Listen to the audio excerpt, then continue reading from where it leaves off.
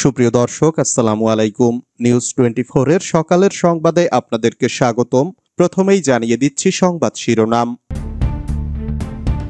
BGB BSF বৈঠকে CC camera অপসারণের আশ্বাস। সরকারি কোয়ার্টার থেকে এএসআই এর ঝুলন্ত মরদেহ উদ্ধার। রৌমারীতে দু গ্রুপের সংঘর্ষে পুলিশ সহ আহত 17।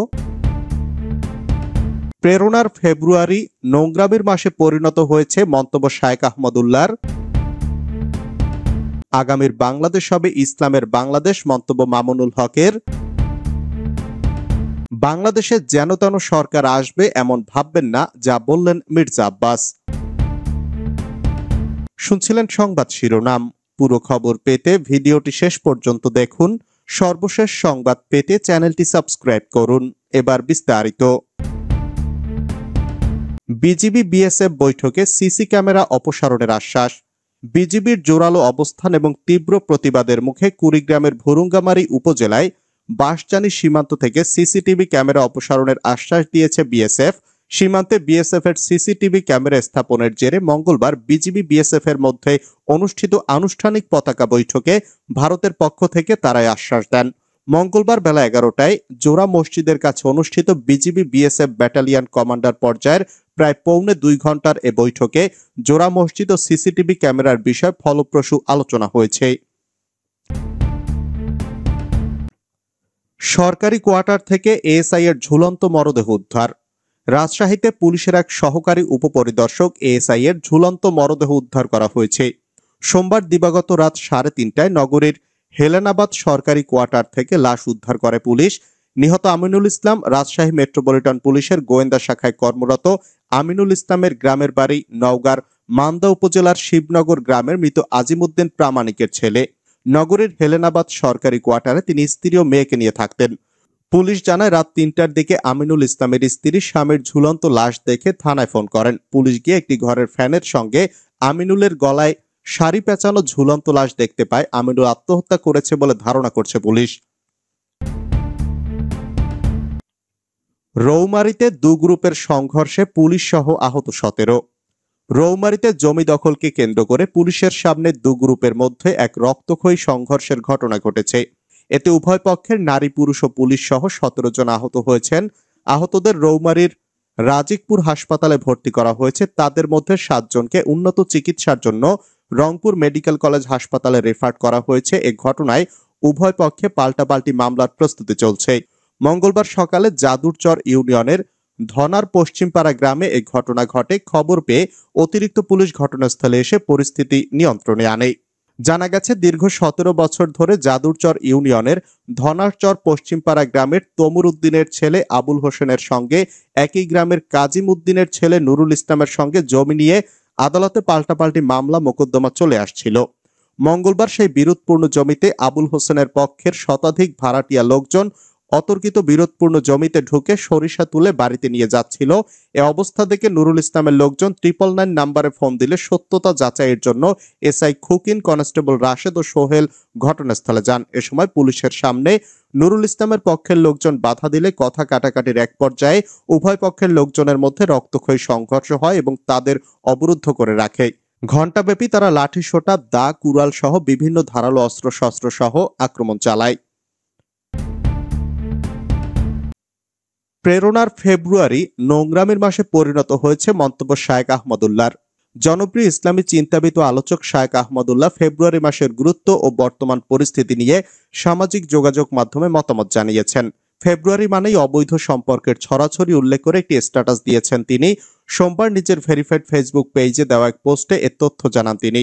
শায়েখ আহমদুল্লাহ ফেসবুক পোস্টে লেখেন, ফেব্রুয়ারি মাস অন্যায়ের বিরুদ্ধে উজ্জীবিত হওয়ার মাস, শোষণের বিরুদ্ধে রুখে দাঁড়াবার মাস। এ মাসে আত্মত্যাগকারী আব্দুল সালাম, আব্দুল জব্বার, শফিউর রহমানরা আমাদেরকে সেই শিক্ষাই দেয়। অথচ খুব ধীরে ধীরে সুকৌশলে এক শ্রেণীর মিডিয়া ও মুনাফা লোভীরা নিজেদের স্বার্থে আমাদের প্রেরণার মাসটাকে নোংরামির মাসে পরিণত করেছে। বাংলাদেশে যেন তেন সরকার আসবে এমন ভাববেন না, ভারতের প্রতি মির্জা আব্বাস। বিএনপির স্থায়ী কমিটির সদস্য মির্জা আব্বাস বলেছেন, ভারত ভেবেছে নির্বাচন হলে যেন তেন সরকার বাংলাদেশে ক্ষমতায় আসবে। আর লাঠি ঘুরাবে, আপনারা এটা ভাববেন না যেই আসুক দুর্বল সরকার হবে না। সোমবার বিকালে রাজধানীর মতিঝিল থানার আয়োজনে রাষ্ট্র কাঠামো মেরামতের ৩১ দফা ও জনসম্পৃক্তি শীর্ষক প্রশিক্ষণ কর্মশালায় তিনি এসব কথা বলেন। অনুষ্ঠানে প্রধান অতিথির বক্তব্যে মির্জা আব্বাস বলেন, ওদিকে আবার ভারত নির্বাচন চায়, আবার এই দেশের লোক চাচ্ছে নির্বাচন দেন, এখানে কিন্তু বিশাল ব্যাপার আছে। ভারত চাচ্ছে এই দেশের নির্বাচন ভারতের স্বার্থে, আমাদের স্বার্থে নয়, বাংলাদেশের স্বার্থে নয়। আর আমরা নির্বাচন চাচ্ছি বাংলাদেশের জনগণের স্বার্থে। ভারত ভেবে নিয়েছে নির্বাচন দিলে বাংলাদেশের যেন তেন একটা সরকার আসবে, আর তারা লাঠি ঘুরাবে, এটা ভাবলে হবে না। প্রিয় প্রতিবেশী ভাইয়েরা, একথা ভাববেন না কোনোদিন। সরকারে যেই আসুক সেই সরকার দুর্বল হবে না। এই দেশের সরকার জনগণের সমর্থন নিয়েই টিকে থাকবে। সুতরাং কোন সরকারকে দুর্বল ভাববেন না যেই আসুক। আগামীর বাংলাদেশ হবে ইসলামের বাংলাদেশ, মন্তব্য মামুনুল হকের। যুগে যুগে যারাই ইসলামের কথা বলেছে তাদের উপর সব সময় বাতিলের গোষ্ঠী সাম্রাজ্যবাদী রাষ্ট্রশক্তি নির্যাতন ও নিপীড়ন করেছে। শত জুলুম নির্যাতনের পরেও দিনের এই দায়ীদের ইসলামের পথ থেকে বিচ্যুত করতে পারেনি তারা, বরং এদেশে ইসলামী আন্দোলন আরো তীব্রতর হয়েছে। এদেশে ইসলামী পতাকা পথ করে উড়বে সেদিন বেশি দূরে নয়। আগামীর বাংলাদেশ হবে ইসলামের বাংলাদেশ। মঙ্গলবার বিকেলে পাবনার চাটমোহরে ৭ম খতমে বুখারী অনুষ্ঠানে প্রধান অতিথির বক্তব্যে বাংলাদেশ খেলাফত মজলিসের আমির মাওলানা মামুনুল হক এসব কথা বলেন। গোয়েন্দা পুলিশের সাবেক সহকারী কমিশনার গ্রেফতার। জুলাই আন্দোলনে মানবতা বিরোধী অপরাধের মামলায় ঢাকা মহানগর পুলিশের গোয়েন্দা বিভাগের সাবেক সহকারী কমিশনার জাবেদ ইকবালকে গ্রেফতার করা হয়েছে।